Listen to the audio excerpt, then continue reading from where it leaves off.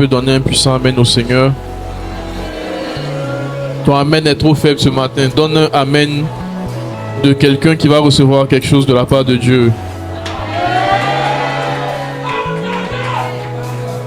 Amen.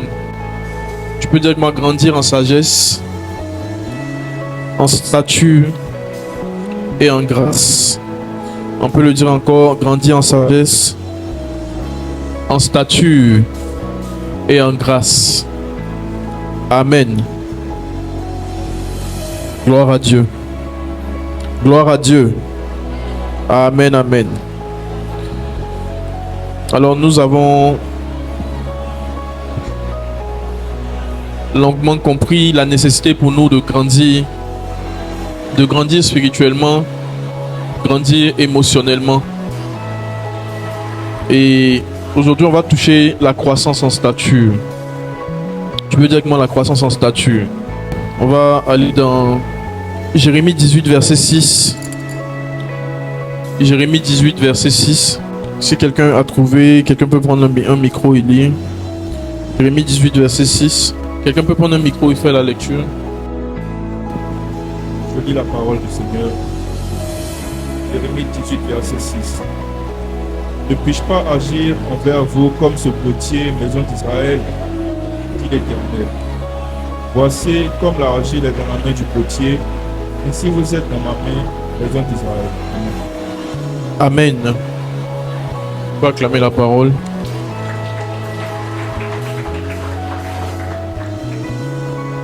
La Bible dit, comme l'argile est dans la main du potier, ainsi nous sommes dans la main du Seigneur.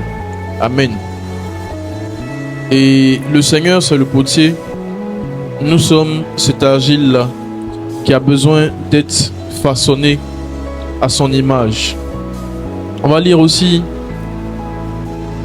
1 Pierre 5, verset 10.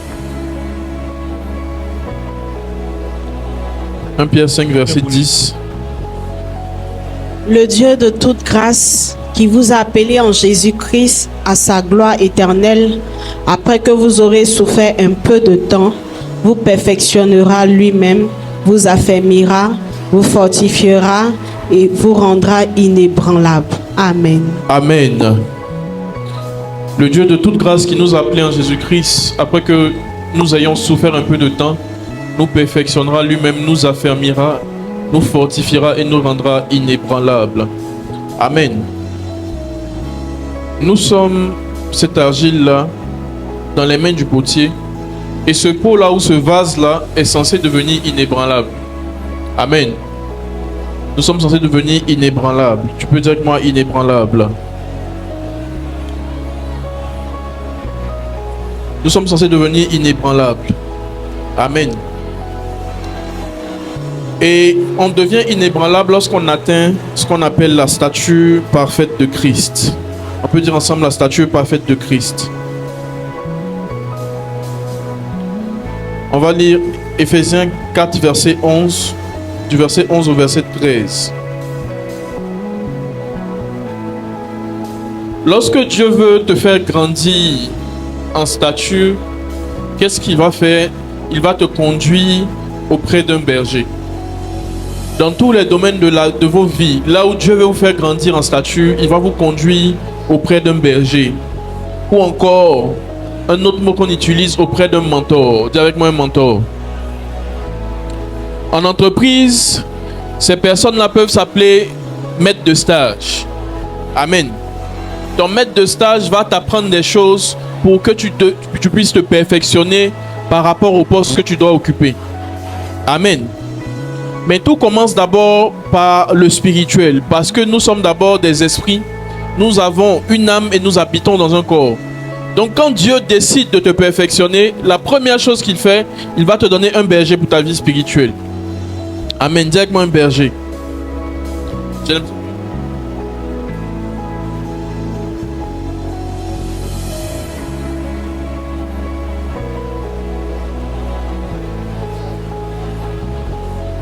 Amen. Tu peux donner un bon amen à Jésus.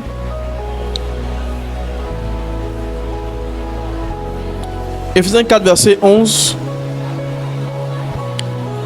Il a donné les uns comme apôtres, les autres comme prophètes, les autres comme évangélistes, les autres comme pasteurs et docteurs. Verset 12. Pour le perfectionnement des saints. Dis-moi, pour le perfectionnement des saints. Amen.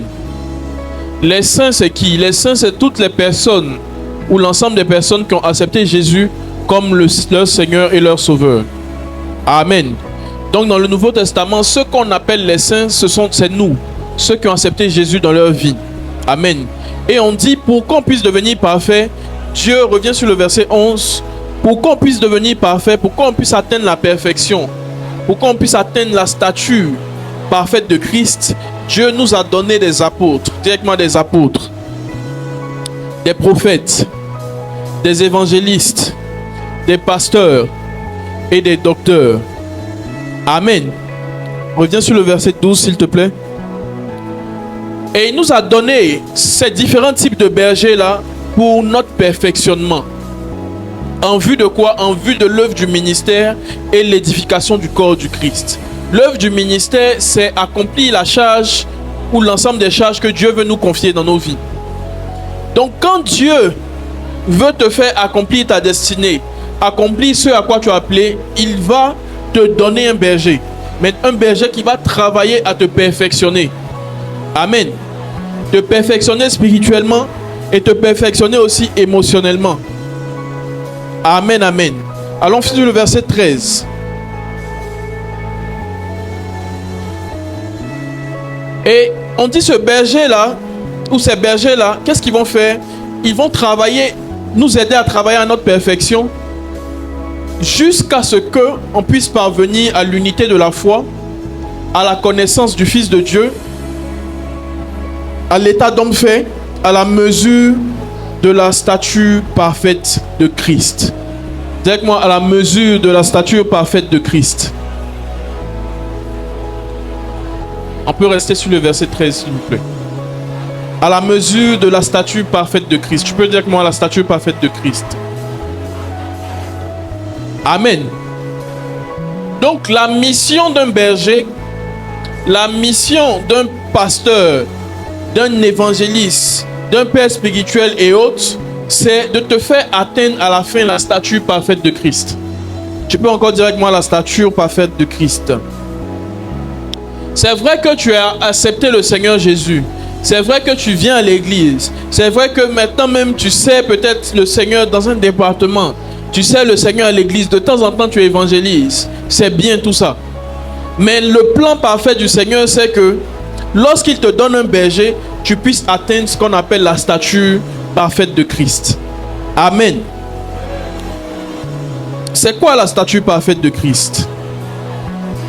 La stature parfaite de Christ, c'est la maturité spirituelle, mais c'est aussi manifester pleinement le caractère de Christ dans notre âme. Amen. La stature parfaite de Christ, c'est la maturité spirituelle dans ton esprit, mais dans l'âme, c'est manifester pleinement le caractère de Christ. Donc quand Dieu veut que tu puisses accomplir ta destinée, il ne va pas commencer d'abord par te dire fais ceci ou fais cela. C'est pas ça le plus important. C'est vrai, on est zélé, on veut accomplir de grandes choses pour le Seigneur. Mais atteindre véritablement ta destinée va passer par le fait d'avoir ou de vivre une transformation intérieure. Directement transformation intérieure. Le plus important, c'est pas l'extérieur, mais c'est d'abord l'intérieur. C'est l'intérieur qui influence positivement ou négativement l'extérieur. Donc lorsque quelqu'un veut accomplir sa destinée, lorsque quelqu'un veut vraiment devenir ce qu'elle doit devenir, il faut que cette personne puisse travailler à sa transformation intérieure. Donc tu vas travailler à grandir en sagesse. Et je vous ai dit, grandir en sagesse, c'est grandir dans la connaissance de Dieu et dans la crainte de Dieu. Amen.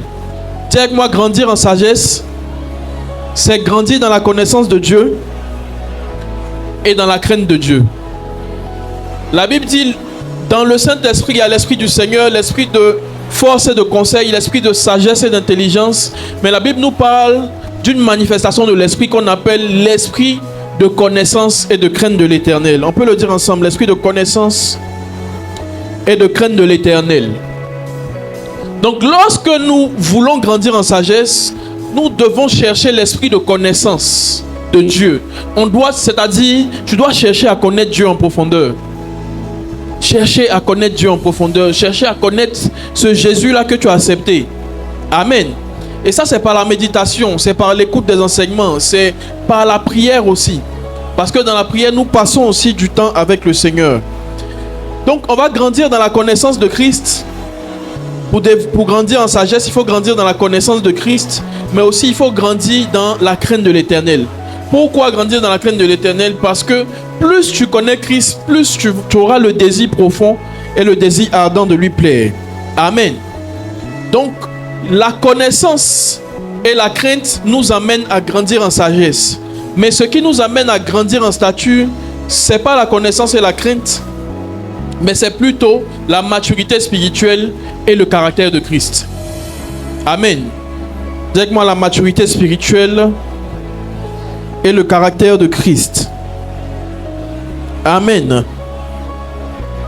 Donc lorsqu'on parle de stature parfaite de Christ, c'est une image. C'est une métaphore, mais qui fait référence ici à la maturité spirituelle dans ton esprit et à la manifestation pleine du caractère de Christ dans ton âme. Amen. Le caractère de Christ dans l'âme, c'est Galates 5, 22, l'amour, la paix, la joie, la maîtrise de soi, et ainsi de suite.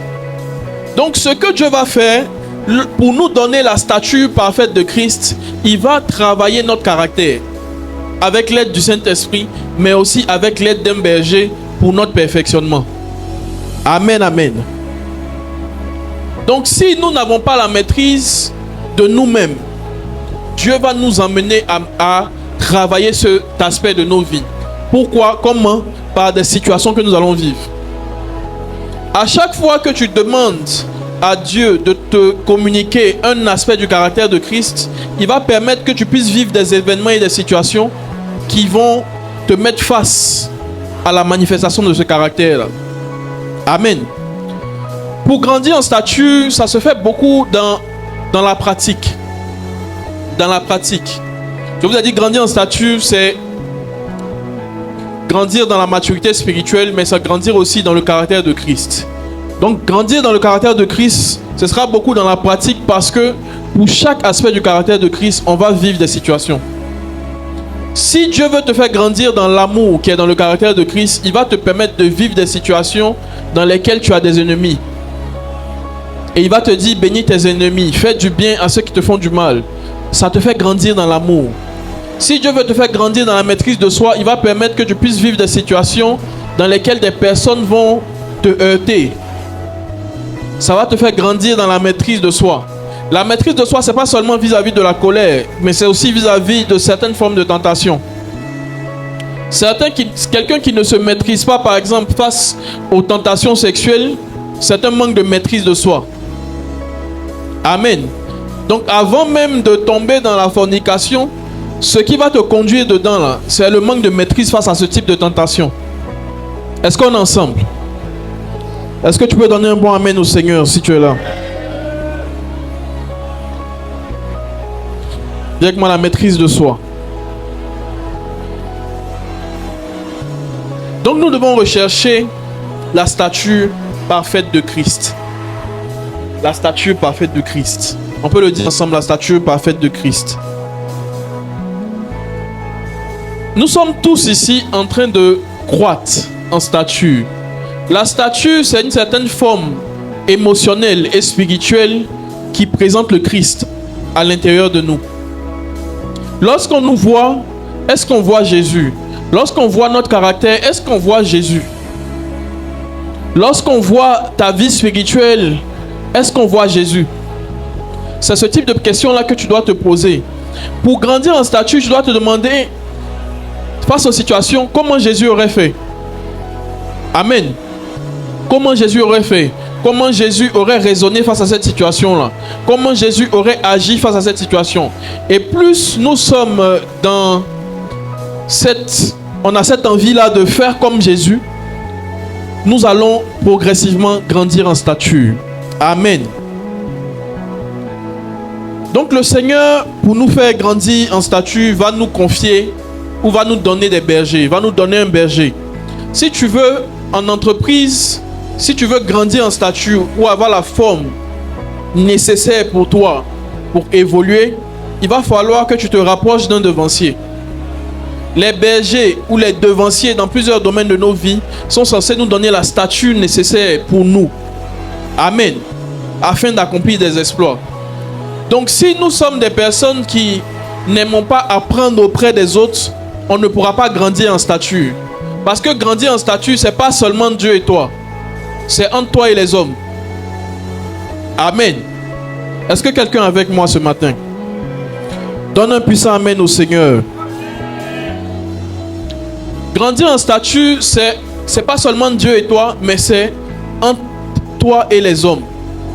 Parce que la stature de Christ, c'est vrai, le Saint-Esprit peut nous permettre de l'atteindre. Mais il dit, au verset 11, il a donné pour le perfectionnement des saints un certain type de personnes. Pour dire que la stature parfaite de Christ, on ne peut pas l'atteindre sans se connecter à des personnes. La stature parfaite de Christ, on ne peut pas l'atteindre sans se connecter à un berger. La stature parfaite de Christ, on ne peut pas l'atteindre sans se connecter à un devancier. Amen. Donc dans tous les domaines de nos vies, la stature nécessaire pour être parfait, cette statue-là, on va la prendre auprès de quelqu'un. Donc si nous sommes des personnes qui n'aimons pas apprendre auprès des autres, ce sera difficile pour nous de grandir en stature. Grandir en sagesse, je vous ai dit, c'est grandir dans la connaissance de Dieu, dans la crainte de Dieu. Donc lorsqu'on regarde la croissance en sagesse, on constate que ça se fait beaucoup entre Dieu et nous. Est-ce qu'on est ensemble? Lorsqu'on regarde la croissance en sagesse, la connaissance de Dieu, la crainte de Dieu, tout est focalisé sur Dieu. Mais à partir du moment où on parle maintenant de la croissance en statut, c'est aussi les hommes. Amen. La croissance en sagesse est focalisée sur Dieu. Mais la croissance en statut est focalisée sur un certain type d'homme auquel Dieu va te connecter. Quel que soit ce que tu veux accomplir, quel que soit ce que tu veux devenir, il y a quelqu'un qui l'a déjà fait. La Bible dit, il n'y a rien de nouveau sous le soleil. Quand tu dis, j'ai découvert mon appel, voici ce que Dieu veut faire avec moi, Dieu veut faire de grandes choses. Quand on va fouiller sur la terre, il y a quelqu'un qui a déjà fait la même chose. Amen. Il y a quelqu'un qui a déjà fait la même chose. Donc, comme Dieu veut te permettre de gagner en temps, on dit il a établi des apôtres, des prophètes, des évangélistes, des pasteurs, des docteurs pour le perfectionnement des saints en vue d'atteindre la stature parfaite de Christ. Parce que tu ne peux pas accomplir ce à quoi tu es appelé sans avoir la stature. Amen. La stature, c'est un vêtement spirituel, un vêtement émotionnel qu'on a qui nous qualifie ou qui nous permet d'accomplir certaines choses pour Dieu. De la même manière dont un policier ou un militaire va porter sa tenue pour pouvoir opérer, c'est de cette même manière-là, quel que soit l'appel que tu as, il y a une statue, il y a une tenue dans l'âme et il y a une tenue dans l'esprit que tu dois avoir pour pleinement manifester ce que tu dois faire. Amen. Je vous ai donné dimanche passé mon exemple en entreprise. Tu arrives en entreprise, tu as atteint une certaine position qui t'oblige à gérer un certain type de personnes qui sont 3 fois plus âgées que toi. Le plus important là, c'est pas avoir les compétences que tu as. C'est pas suffisant. Il y a une statue, il y a une certaine forme que tu dois avoir pour que les personnes t'obéissent. Amen. Et la statue, on la prend dans la présence de Dieu, mais on la prend aussi auprès des hommes. Amen. Donc pour obtenir cette statue, j'ai dû poser beaucoup de questions aussi à ma patronne pour comprendre certaines choses, pour comprendre comment les gens raisonnent. Et ça m'a permis de manifester un certain type de caractère. Amen. Donc quel que soit ce à quoi tu es appelé, si tu n'as pas la forme pour ça, spirituellement, émotionnellement, tu ne pourras pas accomplir des exploits. Le plus important, c'est pas d'avoir l'appel, mais ça doit avoir le manteau rattaché à l'appel. Le plus important, c'est pas de connaître ton appel, mais c'est d'avoir le manteau rattaché à ton appel. Sinon, tu vas dire aux gens, passe à gauche. Ils ne vont pas passer à gauche, ils vont passer à droite. Amen.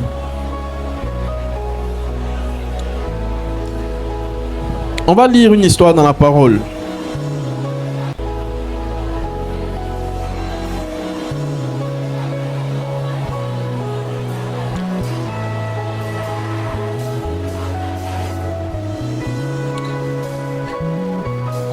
C'est l'histoire du centenier romain.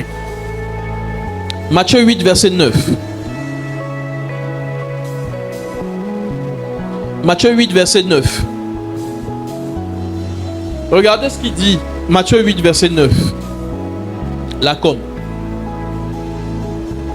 En Matthieu 8, verset 9, le centenier dit: moi qui suis soumis à des supérieurs. Dis moi qui suis soumis à des supérieurs. J'ai des soldats sous mes ordres. Je dis à l'un va et il va. À l'autre viens et il vient. À mon serviteur fais cela et il le fait. Amen. Donc, le tout, ce n'est pas d'avoir des personnes sous tes ordres, mais c'est quel caractère tu as. Est-ce que quelqu'un me comprend? Le tout, c'est pas d'accomplir ta destinée, mais quel manteau tu as dans ton âme. C'est dans l'âme qu'il y a le caractère. Il dit, parce que lui, dans l'âme, il est quelqu'un de soumis, il arrive à dire aux gens maintenant, va, et ils vont. Viens, et ils viennent. Est-ce qu'on comprend? Donne-moi un puissant amen, si tu es là.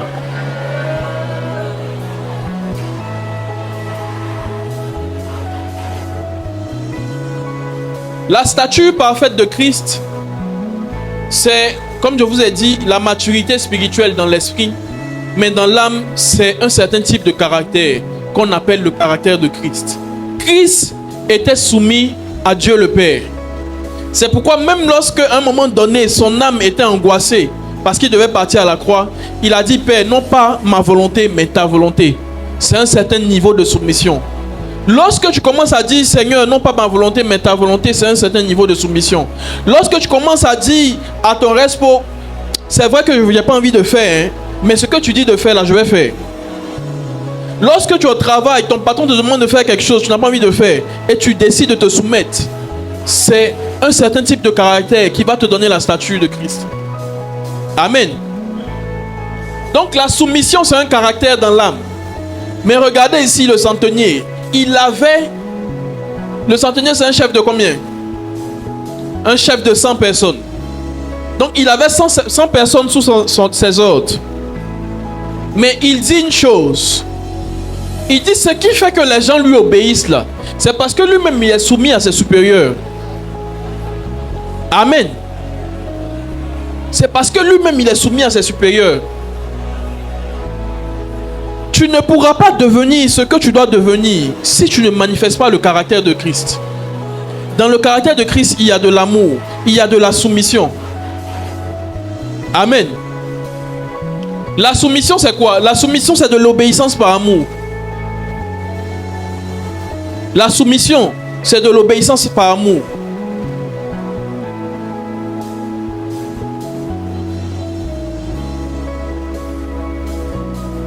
Un esclave n'est pas soumis.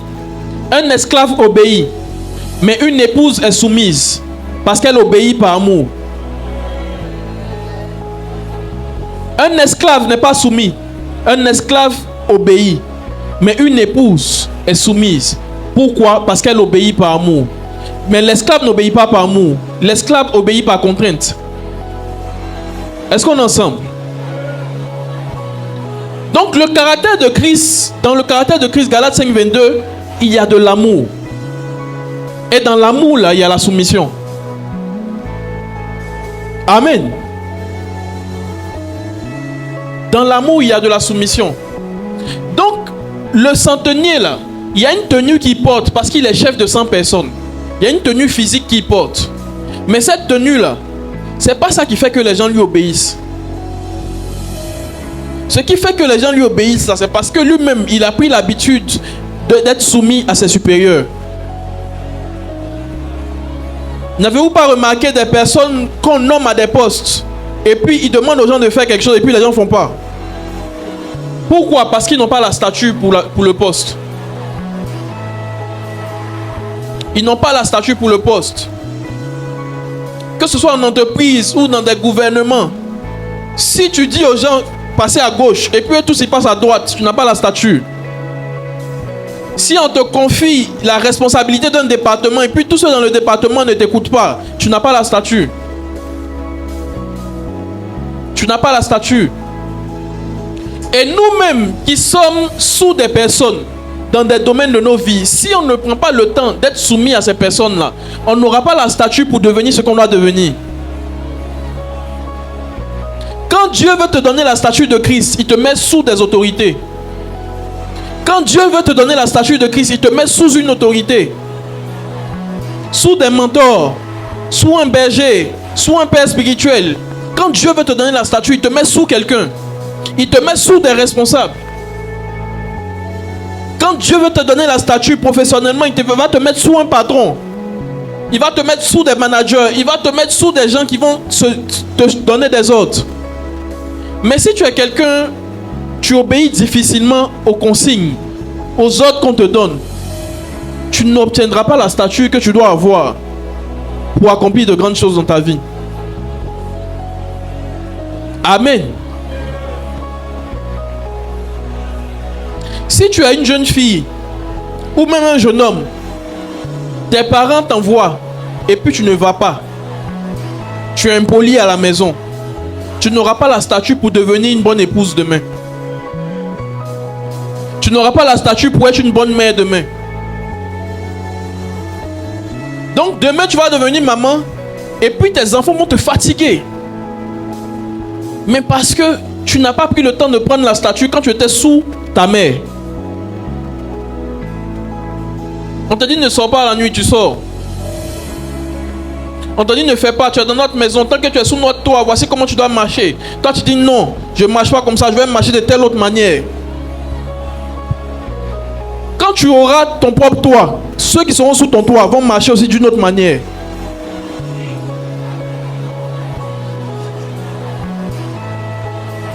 Vont marcher aussi d'une autre manière. La Bible dit c'est ce qu'on sème, qu'on récolte, qu'on moissonne.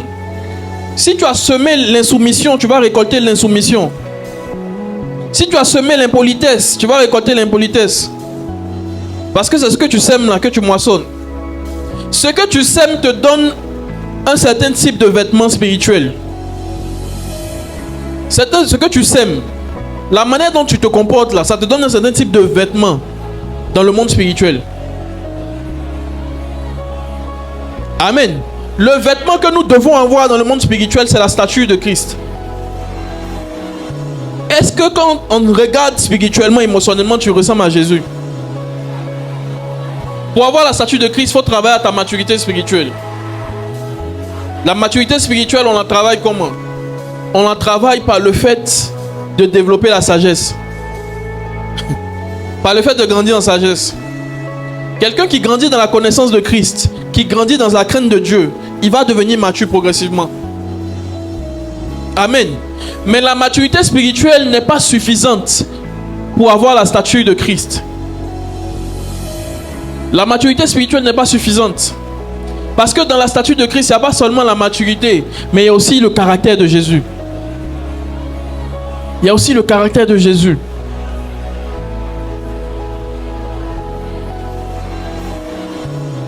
Ce qui retient des gens auprès de vous, ce n'est pas ce que vous avez, mais c'est votre caractère. Si vous arrivez à retenir des gens auprès de vous pour ce que vous avez, vous allez retenir des opportunistes. Et quand vous n'aurez plus, ces personnes disparaîtront. Ce qui va te retenir auprès d'un homme, ce n'est pas ta beauté, mais c'est ton caractère. Maintenant, sachez une chose. La Bible dit la nature attend avec un ardent désir la révélation de qui? Des fils de Dieu. Jésus est fils de Dieu. Quand on dit la nature attend avec un ardent désir la révélation des fils de Dieu, ça veut dire la révélation de ceux qui ont la statue de Christ, qui est le fils de Dieu. Ceux qui ont l'image de Christ, qui est le fils de Dieu. Donc quand un homme dit je cherche une femme, en vérité il ne cherche pas une femme, il cherche Christ. Donc ce qui va faire qu'un homme va te garder pendant longtemps, et puis votre mariage va durer pendant longtemps, c'est que Christ soit là. Maintenant Christ là, il doit être dans ton caractère. On dit la création soupire après la révélation de Christ, pas après la révélation d'un homme ou d'une femme. En vérité, quand tu dis tu cherches le mariage là, c'est pas le mariage que tu cherches, c'est Christ que tu cherches. Mais Christ dans sa manifestation mariage. Quelqu'un n'a pas compris. C'est pourquoi on dit ne vous mariez pas à des païens, parce que eux ils n'ont aucune connexion avec Christ. En vérité, ce que tu cherches là, c'est pas le mariage, c'est Christ. Mais Christ manifesté de manière physique qui vit avec toi chaque jour. Est-ce que tu décides de marier Christ? Est-ce que tu décides de marier un démon?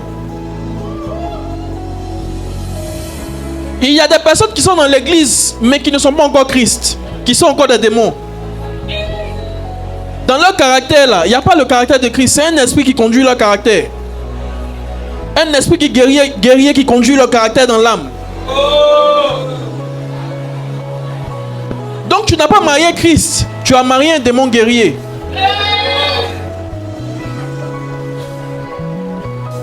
Parce que physiquement il vient à l'église, il sert dans la maison de Dieu, mais quand on regarde dans son âme, il y a un démon guerrier. Parce qu'il n'y a pas la maîtrise de soi, mais il y a un esprit.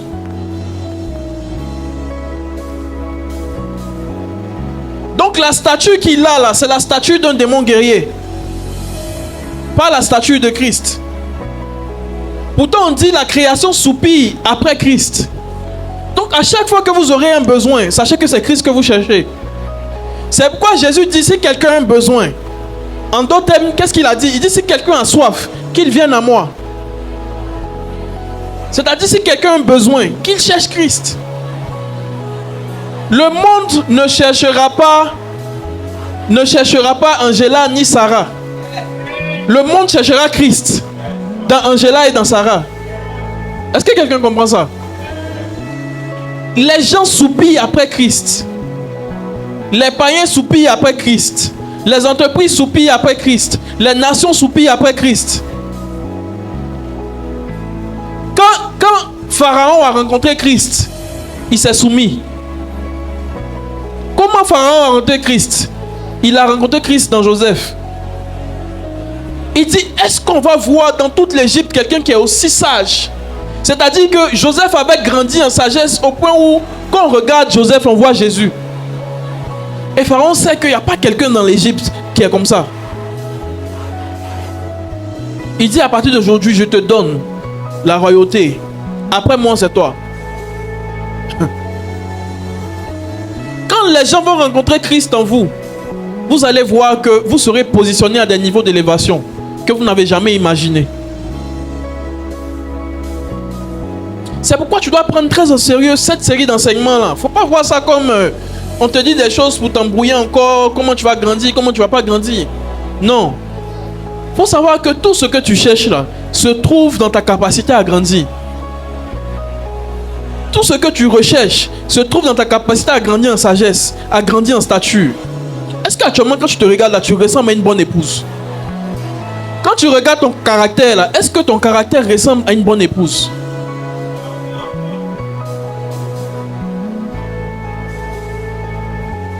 Donc souvent on demande des choses à Dieu et on perd le temps. Parce qu'on demande mal. On dit vous demandez, vous n'obtenez pas parce que vous demandez mal. Vous demandez mal dans le but de satisfaire vos passions. Tu brûles donc tu veux te marier, tu brûles donc tu veux ceci. Mais et ton caractère là, à quel moment ça change? Donc le plus important, c'est pas d'obtenir les bénédictions, mais c'est d'obtenir le caractère rattaché à la bénédiction. Le niveau de sagesse rattaché à la bénédiction. La stature attachée à la bénédiction.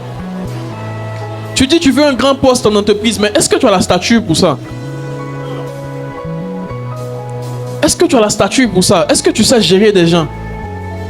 Parce que gérer les humains là, c'est une dimension. Hein.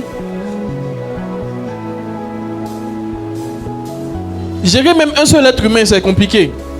Mais gérer 20 personnes. Gérer 5 personnes.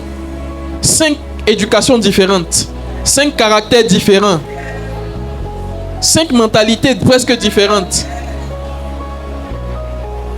Il faut avoir une stature spirituellement, émotionnellement. Sinon, ils ne vont pas t'écouter. On va te confier un département. Tu vas dire, ah, mais les gens ne m'écoutent pas.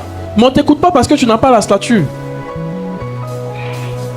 Le Seigneur dit, parce que je suis soumis au supérieur, je dis maintenant à ceux qui sont sous moi, là, va et ils vont. Viens et ils viennent. Amen. Mais qu'est-ce qui lui donne cette capacité-là de dire aux gens, va et puis les gens vont? C'est la stature. C'est la stature. Moi, je me rappelle en 2017, quand le Seigneur m'a parlé de cette église, en mars 2017. Vous voyez, en 2025. On a commencé l'église en 2024. Ça te dit rien? Il m'a parlé ça en 2017, on a commencé en 2024. Il faut comprendre quelque chose. Quand il m'en a parlé en 2017, j'ai fait un songe.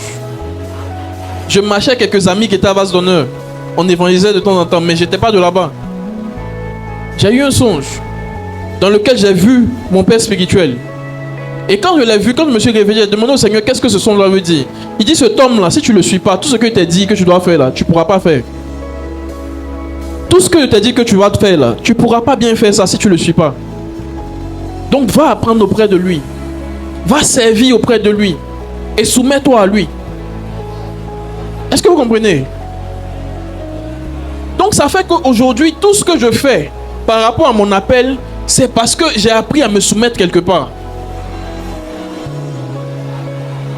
Si je peux te dire, toi là, lève-toi, fais comme ça. Pourquoi tu ne fais pas ça? Pourquoi tu ne gères pas tel département? Et puis, les gens veulent faire. C'est parce que ça même là, moi-même j'ai fait. Amen. Protocole là, j'ai fait. Est-ce que vous comprenez? En fait, Dieu ne te donne pas ce que tu n'as pas semé. Dieu ne te donne pas ce que tu n'as pas semé. Dieu ne te donne pas ce que tu n'as pas appris. Il n'y a rien dans cette église que vous faites que je n'ai jamais fait. Je te dis la vérité. Si vous voulez avoir la stature parfaite de Christ par rapport à votre appel, il faut que vous appreniez à vous mettre sous des personnes. Il faut que vous appreniez à vous mettre sous des personnes. Pendant les 7 ans auprès de mon père, j'ai appris dans différentes classes. J'ai appris de différentes manières, différentes saisons, jusqu'à ce qu'on puisse devenir. Tu dis, Dieu m'appelle à être une grande chante, chanter devant des foules, dans les nations, faire des concerts. Mais les chantes qui font ça déjà là, est-ce que tu causes avec au moins un? Moi, je peux être ton pasteur, mais je ne chante pas devant des foules. Je prêche devant des foules, c'est différent. Donc je peux prier pour que tu atteignes ta destinée, mais tu dois aussi te connecter à quelqu'un qui fait déjà ça. Il va t'apprendre un peu. Il va te permettre d'obtenir la stature. Donc quel que soit l'appel que vous avez, le plus important là, c'est pas seulement de connaître l'appel. Le plus important là, c'est est-ce que j'ai la stature pour ça?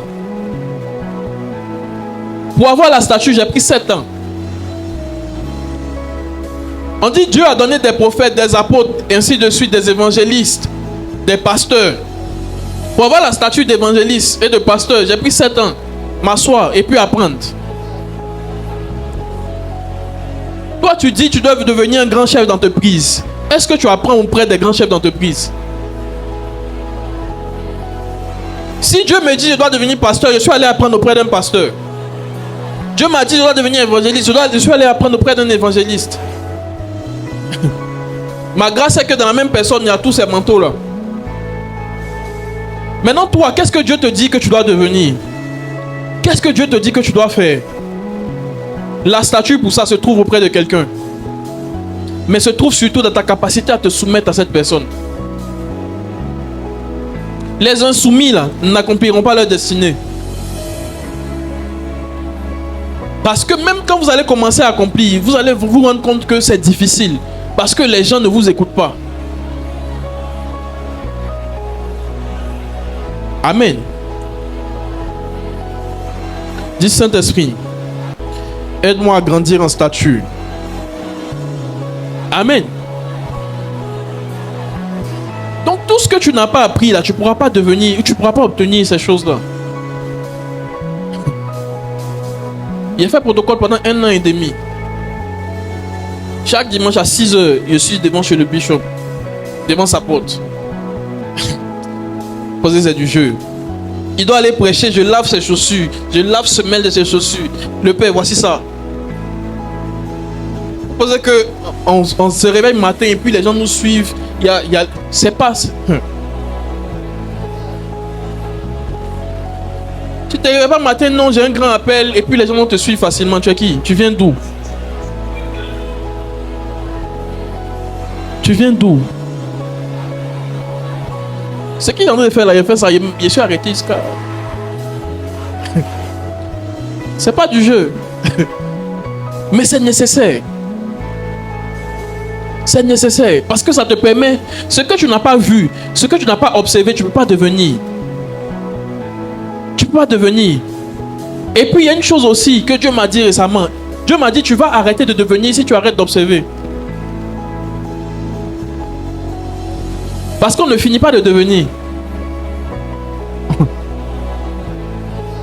Il dit, même si j'ai commencé à te donner ce qui est à toi, si tu arrêtes d'observer, tu vas arrêter de devenir. Vous avez de grands rêves, vous avez de grands projets, vous découvrez même vos appels. Mais quand vous voyez l'appel là, vous voyez que c'est grand. Mais ce qui est grand là, commence d'abord petit. Acceptez de commencer petit. Acceptez de commencer en bas. Acceptez de commencer en dessous des gens. Toi, tu viens en même temps, tu veux être chef de tout le monde. Souvent, même pour être chef, il faut être un peu sous-chef d'abord.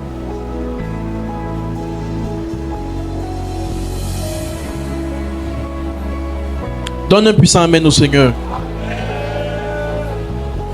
Vous avez de grandes destinées. Dieu veut vous faire de grandes choses avec vous. Mais cherchez la statue pour chaque chose que Dieu veut faire avec vous. Cherchez la statue pour chaque chose que Dieu veut faire avec vous. Et la statue se trouve dans les autres. La sagesse se trouve en Dieu, mais la statue se trouve dans les autres. Et parce que Jésus a compris que la statue se trouve dans les autres là, il grandissait en sagesse, c'est vrai, mais il allait au temple. Il a laissé ses parents. Il n'avait pas la statue pour qu'il devienne le Jésus qu'il devait faire, qui devait être. Donc il allait auprès de ceux qui avaient la statue, ceux qui étaient auprès de la parole depuis des années. Il allait les interroger, il allait leur poser des questions, il allait passer du temps dans le temple avec eux, auprès d'eux. Même Jésus s'est mis au-dessous des gens. Lui-même qui est Dieu, il allait apprendre auprès des gens. Toi, tu n'apprends auprès de personne. Tu penses que tu connais tout. Tu n'es soumis à personne. Vous savez, chaque domaine de vos vies, il y a des personnes que Dieu établit sur vous pour que vous puissiez devenir. Même si peut-être dans le foyer de ta mère et de ton père, il y a beaucoup de disputes, ils ne sont pas trop de bons exemples pour toi, selon toi. Et si tu ne te soumets pas à eux, tu ne vas pas devenir une bonne épouse demain. Le domaine du mariage est rattaché à la famille. Si tu n'as pas été soumis à tes parents, tes enfants ne seront pas soumis à toi. Moi, avant de me convertir, quand je fatiguais ma mère, elle me disait toujours, la main dont tu me fatigues, que tes enfants te fatiguent comme ça. Parce que c'est ce qu'on sème qu'on récolte. C'est ce qu'on sème qu'on récolte. Tu ne respectes personne, mais tu veux qu'on te respecte. Tu n'obéis à personne, mais tu veux qu'on t'obéisse. Tu n'es soumis à personne et tu veux qu'on se soumette à toi. C'est pas possible.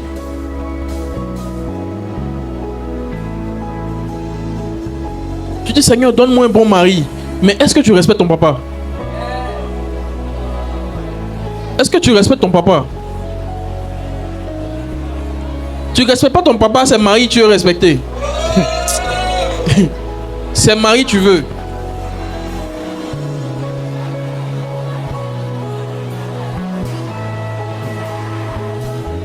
Et quand je dis est-ce que tu respectes ton papa, c'est pas seulement ton papa biologique, même Dieu. Est-ce que tu respectes Dieu?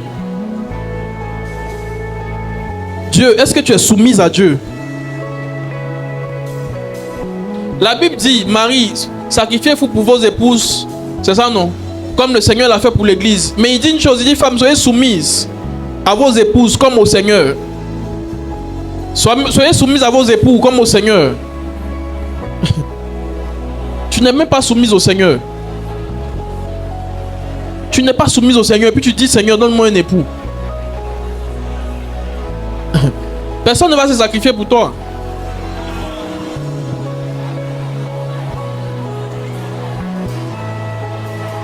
Souvent ton mariage tarde parce que tu n'es pas soumise au Seigneur. Oui. Tu n'es pas soumise au Seigneur. Le Seigneur te dit, voici ce à quoi je t'appelle. Voici, il faut que tu commences telle ou telle chose avant que tu entres dans telle grâce.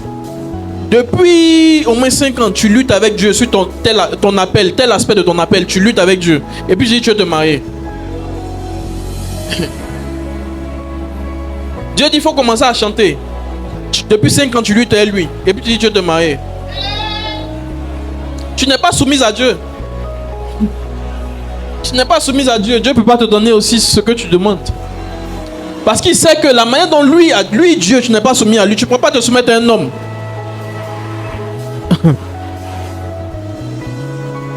Tu ne peux pas te soumettre à un homme. Il va te dire, prends soin de mes habits là de telle manière. Pendant 1 an, il doit te répéter la même chose parce que tu ne fais pas. Il va te chasser.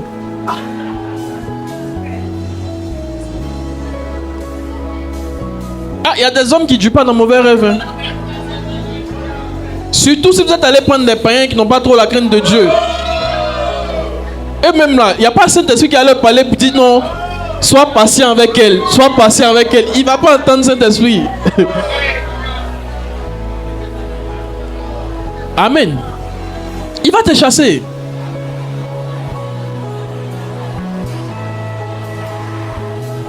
Donc tout ce que vous demandez à Dieu, il y a une statue nécessaire pour ça.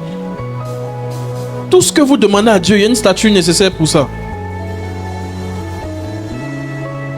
Tout ce que vous demandez à Dieu, tout ce que vous voyez dans vos rêves, que Dieu veut faire avec vous, il y a une statue nécessaire pour ça. Quand Joseph a eu des songes, il n'avait pas encore la statue pour être premier ministre. Et il s'est précipité pour aller expliquer son songe. C'est un manque de sagesse. Il n'avait pas encore grandi en sagesse ni grandi en statut.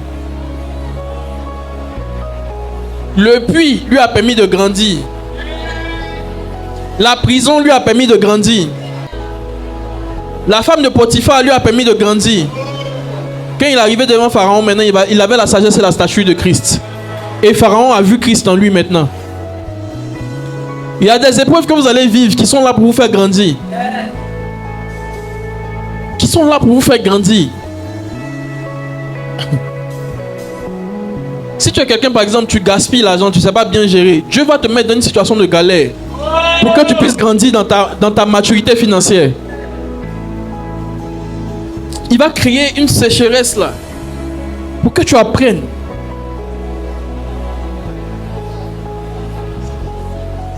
Amen. Donc chaque chose que vous demandez à Dieu là, il y a une statue pour ça. Il y a une manière d'être, il y a une manière de faire. Regarde, on dit lui, est-ce que tu as la statue pour l'accomplissement de ta destinée? Dieu lui faut grandir en statue. Amen. Grandir en statut là, c'est dans les autres, c'est dans les hommes. Donc si tu penses que tu peux tout faire par toi-même, vas-y. Vas-y. Vas-y. Si tu penses que tu peux tout faire par toi-même, vas-y.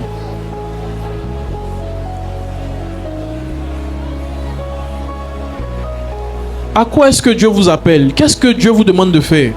Il y a des gens qui font ça déjà. Dans tous les domaines de vos vies, hein, professionnels, spirituels, sentimentaux, quoi. Tout ce que vous cherchez là. Il y a des gens qui font ça déjà et il y a des gens qui ont ça déjà. Est-ce que vous aimez apprendre auprès des autres? Jésus, pour avoir la statue, il allait apprendre dans le temple. Quand ses parents sont venus le voir, ils ont vu leur enfant grandir en statue, en sagesse et en grâce. Tu veux grandir en statue, va auprès des autres. Va auprès des personnes qui sont rattachées à ce que tu recherches. C'est ça. Tu es étudiant dans, je ne sais pas dans quelle filière, en médecine. Tu es en deuxième année, en première année. Il faut causer avec les gens qui sont en doctorat déjà. Tu ne vas pas causer seulement avec tes amis de première année. Tu ne vas pas vite grandir. Tu ne vas pas vite grandir dans ta médecine que tu fais. Et c'est ce que je vous disais.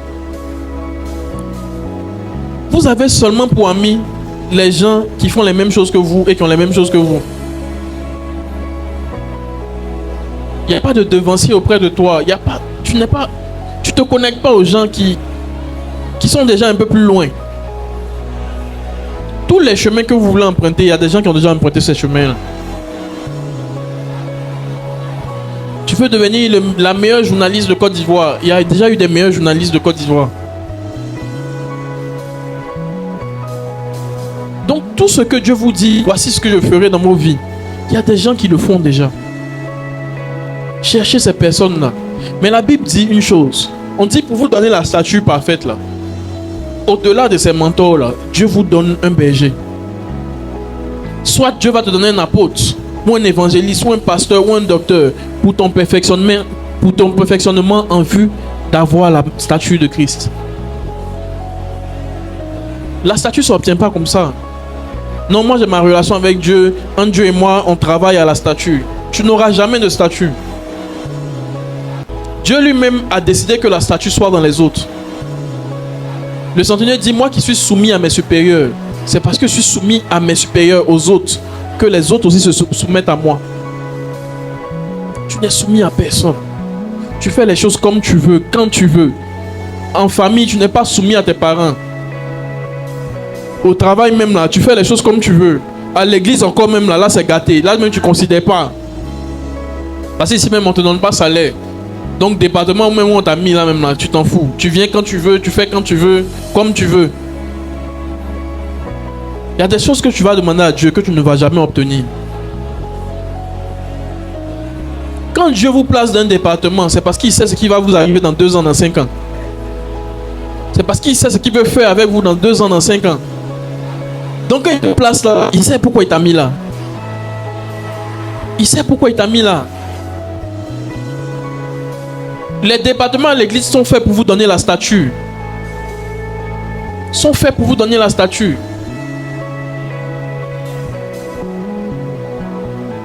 Sont faits pour te donner la statue. Tu dis que tu cherches du travail. Mais peut-être que l'opportunité que Dieu a pour toi là, c'est une opportunité dans laquelle il faut des compétences dans l'accueil. Il faut des compétences dans l'accueil. Tu n'as jamais accueilli quelque part. À l'église aussi, on te dit viens accueillir là. Tu viens quand tu veux. Tu viens quand tu veux, tu fais comme tu veux. Les amis, Dieu sait toutes choses. Et Dieu ne fait rien au hasard. Avec lui, il n'y a pas de hasard. Amen. Donc quand tu viens, si c'est Dieu qui t'a conduit ici, et qu'une fois qu'ici on t'a conduit dans un département, Il faut savoir que c'est que Dieu veut faire quelque chose de précis avec toi. Donc il faut prendre ça au sérieux. Ceux qui grandissent lentement, c'est ceux qui négligent là où on les place, la manière dont Dieu opère avec eux. Ils ne comprennent pas vite. Tu ne comprends pas vite. Mais souvent tu veux comprendre pour faire. Souvent Dieu n'a pas besoin que tu puisses comprendre. Faut faire. Devant tu vas comprendre. Oui. C'est pas tout que Dieu nous explique au début. Hein. Il te met dedans et puis après tu comprends pourquoi tu devais faire. Après tu comprends. Dans la pratique là, tu comprends pourquoi tu devais faire. Souvent même là, Dieu dit voici l'église de ta destinée. Tu viens toi-même, tu ne sais pas que tu as ta place. Tu ne sens pas que tu as ta place. Tu ne sens pas que tu as ta place. Mais si tu t'es assis pendant au moins 1 an, 1 an après, tu vas comprendre pourquoi tu devais être là. C'est pas tout qu'on sent au début. C'est pas tout qu'on comprend au début. C'est pas tout qu'on voit au début. Il y a des choses que Dieu cache pendant un temps pour te regarder et puis t'observes maintenant. Est-ce que tu es obéissant? Est-ce que tu es quelqu'un d'obéissant? Il va cacher pendant un temps toutes les explications. Parce que si tu as trop expliqué, tu seras motivé pour ce qui est devant, pour la bénédiction qui est devant. Pourtant, Dieu ne veut pas qu'on fasse les choses pour la bénédiction. Il veut qu'on fasse les choses par amour. Par amour pour lui. La soumission, là, c'est ça. C'est de l'obéissance par amour. C'est pas l'obéissance par contrainte.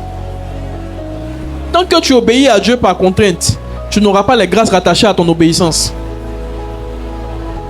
Tant que tu obéis à Dieu par contrainte, tu n'auras pas les grâces rattachées à ton obéissance. Quand Abraham partait sacrifier Isaac, là, il ne faisait pas par contrainte. Il faisait par amour pour Dieu.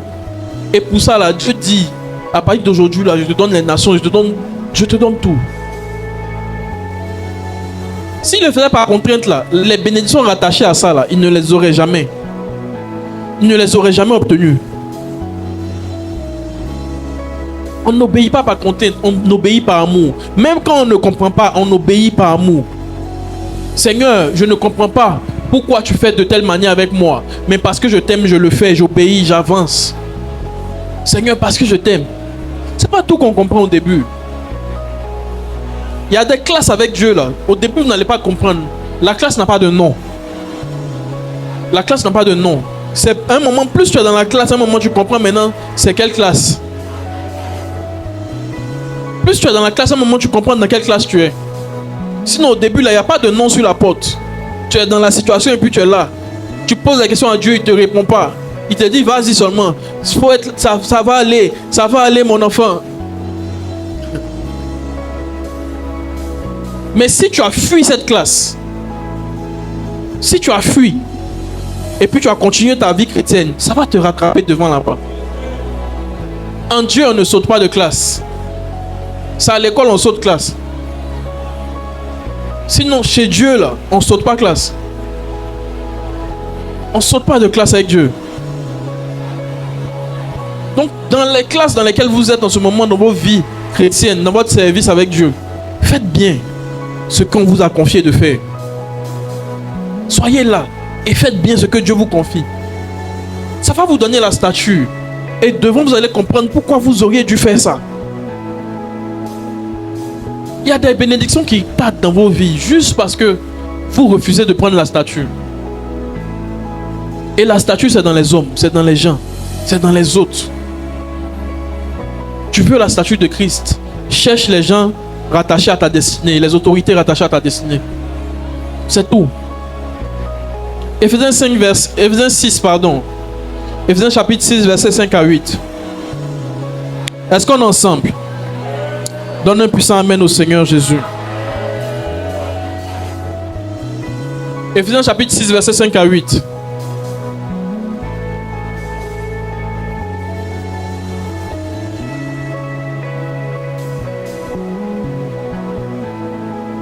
Éphésiens 6, verset 5.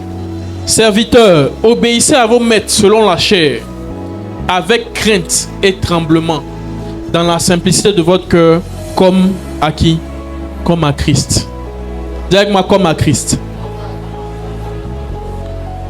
Reviens d'abord. Donc on dit quoi? Obéissez à qui? À vos maîtres selon la chair. C'est-à-dire les humains sous qui Dieu te place. On dit faut leur obéir. Si ton voisin dort, touche-le. Obéissez à vos maîtres selon la chair. Obéissez à vos maîtres selon la chair. Amen. C'est-à-dire les humains que Dieu place au-dessus de toi là. On dit il faut leur obéir. Maintenant on dit avec quel type de cœur? Avec la simplicité de cœur. La simplicité de cœur là, c'est l'amour. C'est l'amour qui est simple de cœur. Un amour compliqué n'est pas un amour. Bref.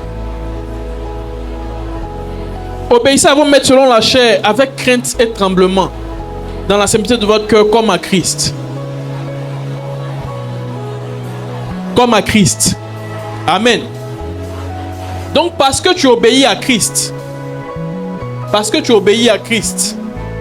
et plutôt parce que tu obéis à tes maîtres que Dieu te donne, en vérité tu es en train d'obéir à Christ. Amen. Donc en obéissant à tes maîtres selon la chair, tu es en train d'avoir la stature parfaite de Christ. Parce qu'au travers d'eux, tu es en train d'obéir à Christ. Ton reste pour te dire passe à gauche, tu passes à droite. Ton reste pour te dire passe à gauche, tu passes à droite. Tu n'auras jamais la stature que Dieu veut te donner. C'est l'obéissance, ou plutôt la soumission, qui donne la stature. C'est la soumission qui donne la stature. Dis avec moi, c'est la soumission qui donne la stature. Amen. Donc quelqu'un qui n'est pas soumis, qui est soumis à personne, qui fait ce qu'il veut, quand il veut, comme il veut, n'aura jamais la stature attachée aux grâces que Dieu veut lui donner. En d'autres termes, n'aura jamais les grâces que Dieu veut lui donner. Quelqu'un qui fait les choses comme il veut, quand il veut, où il veut, c'est-à-dire tu fais les choses selon toi, quoi. Tout. De toute façon, tu dis, de toute façon, c'est ma vie. De toute façon, c'est ta vie. Tu vois? De toute façon, c'est ta vie. Ce langage-là, c'est le langage des bébés. De toute façon, c'est ma vie. Vous n'avez rien à me dire. C'est le langage des bébés. Vous n'avez rien à me dire. À la maison, même tes parents disent A, tu dis B, tu dis Z. Tu es encore un bébé. Ceux qui ont ce type de langage, ceux qui ont ce type de caractère là, vous voyez, quand vous regardez bien leur vie, ils tournent en rond. Quand vous regardez bien, quand tu avances, tu zoomes un peu dans sa vie, tu vas voir qu'il tourne en rond. De loin, tu auras l'impression que la personne avance. Parce que la personne même te donne cette impression-là. La personne te donne même intentionnellement cette impression-là qu'elle avance. Mais quand tu avances et tu zoomes bien, tu vois que la personne tourne en rond. Quand tu zoomes dans sa vie, tu vois qu'elle tourne en rond. Pourquoi? Parce que c'est quelqu'un qui n'est soumis à personne. C'est quelqu'un qui fait les choses comme il veut, quand il veut, où il veut.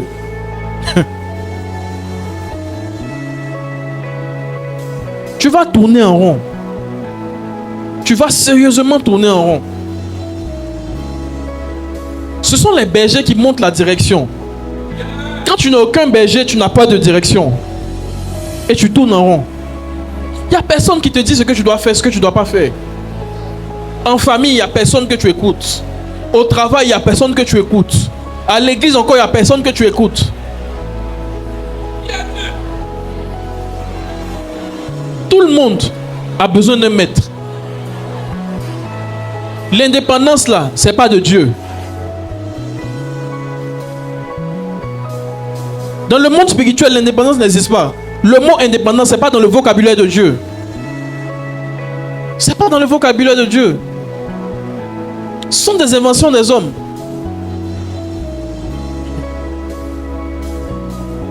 Même quand tu arrêtes de dépendre de quelqu'un, tu dois dépendre de quelqu'un d'autre.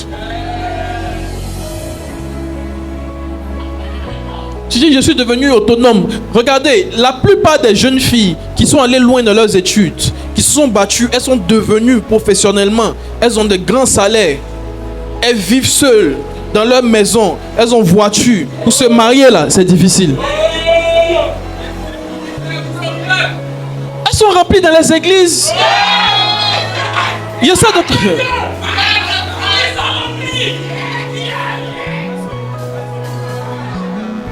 Oui, sérieux. Je sais de quoi je vous parle. Elles sont remplies dans les églises. Elles ont pris leurs études très au sérieux. C'est bien. Elles ont eu de grands postes.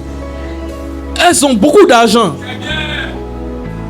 Autonomes financièrement. Mais caractère, elles sont impolies même. Impolitesse pro max. Pourquoi? Parce qu'elle n'a pas eu l'habitude de se soumettre à quelqu'un. Et elle se dit, je me suis fait moi-même. Cette mentalité-là, c'est la mentalité des enfants. Tu ne peux pas t'être fait toi-même. Même si tu arrives à ce niveau-là, c'est la grâce de Dieu qui t'a mis là.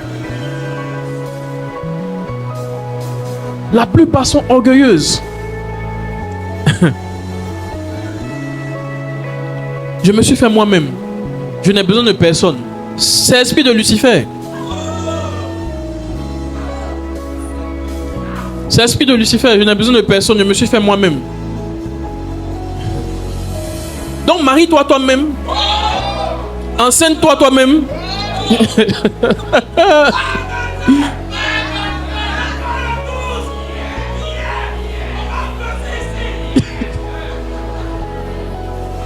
Amen. Donne un puissant amen au Seigneur. Ne soyez pas des hommes indépendants. Ne soyez pas des femmes indépendantes. Il n'y a personne qui peut te parler. Tu vas dire d'accord. Il n'y a personne qui peut te parler. Il n'y a personne qui peut te parler. Tu n'écoutes personne. Ta vie va tourner en rond. Ta vie va tourner en rond sérieusement même. Non, c'est plutôt les esprits de non-accomplissement là. La plupart de ceux qui ont des esprits de non-accomplissement sont insoumis quelque part. Soit insoumis à Dieu, soit insoumis aux hommes que Dieu a placés sur eux. Si tu regardes bien, l'esprit de non-accomplissement est dû au fait que la personne ne se soumet pas à ses parents. Tu méprises ton père, tu méprises ta mère. Et puis tu vas avancer dans quelle vie? La plupart des esprits de non-accomplissement dans la vie des gens viennent des insoumissions vis-à-vis de Dieu ou vis-à-vis des hommes que Dieu a placés sur eux. Les gens que Dieu met sur toi, là, ils sont là pour te donner la stature nécessaire pour ta vie.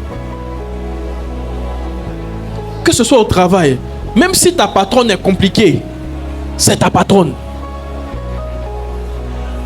C'est pas elle que tu vas devenir ce que toi tu dois devenir. Vous ne comprenez pas vite. C'est pourquoi vous avancez lentement.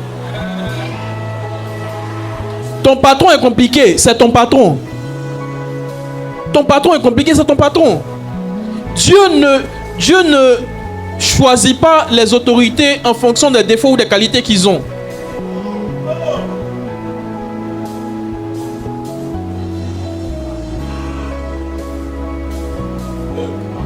Il ne choisit pas en fonction de ça. Il regarde la personne. Est-ce que la personne est devenue ce que toi tu dois devenir? C'est suffisant pour Dieu. Dieu s'en fout des défauts de cette personne. Vous aurez toujours des patrons qui ont des défauts. Vous aurez toujours des supérieurs qui ont des défauts. Et puis toi-même tu as des défauts. Mais les défauts de tes supérieurs sont là pour te rendre parfait. C'est parce qu'il y a défaut qu'il y a perfection. Le mot perfection existe parce qu'il y a imperfection. Donc quand Dieu met l'imperfection devant toi, c'est pour que toi tu deviennes parfait. Quand Dieu te connecte à l'imperfection, c'est pour que toi tu deviennes parfait. La manière dont ton patron va se comporter avec toi, de manière dure, souvent tu as l'impression que c'est de manière méchante là, c'est pour ton bien. C'est pour ton bien. Tout défaut que les personnes établies sur vous ont là, c'est pour votre bien. Vous devez bénir Dieu pour leur vie. C'est pourquoi Jésus dit ceux qui vous font du mal. Bénissez vos ennemis. Faites du bien à ceux qui vous font du mal. Mais une fois que vous rencontrez l'imperfection, vous fuyez. Vous n'allez jamais devenir. Vous n'aurez jamais la stature. À chaque fois que tu as fui l'imperfection, tu as tourné en rond. À chaque fois que tu as fui l'imperfection, tu as senti que les choses sont en train de ralentir dans ta vie. C'est l'imperfection qui va vous faire courir. C'est l'imperfection qui va vous faire devenir. Ne fuyez pas l'imperfection des gens que Dieu place sur vous. Fuir l'imperfection, c'est fuir ta destinée. C'est fuir l'accomplissement de ta destinée. C'est fuir la stature nécessaire pour obtenir ou pour devenir ce que Dieu veut que tu deviennes.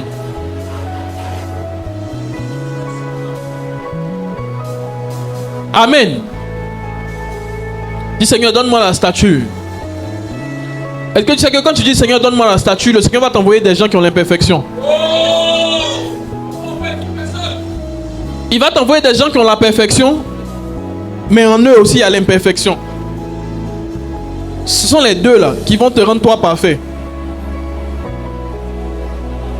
C'est l'imperfection et la perfection de ces personnes là, c'est ça qui va te rendre toi parfait. Amen. Cette personne aura les qualités de tes défauts, mais aura souvent des défauts similaires à tes défauts. La Bible dit, tel le fer aiguise le fer, tel l'homme aiguise l'homme. Vous allez vous aiguiser. Mais si tu comprends que toi tu es sous la personne, dans l'aiguisement là, tu vas te soumettre. Et c'est là que Dieu va te bénir. Que le Seigneur te bénisse abondamment.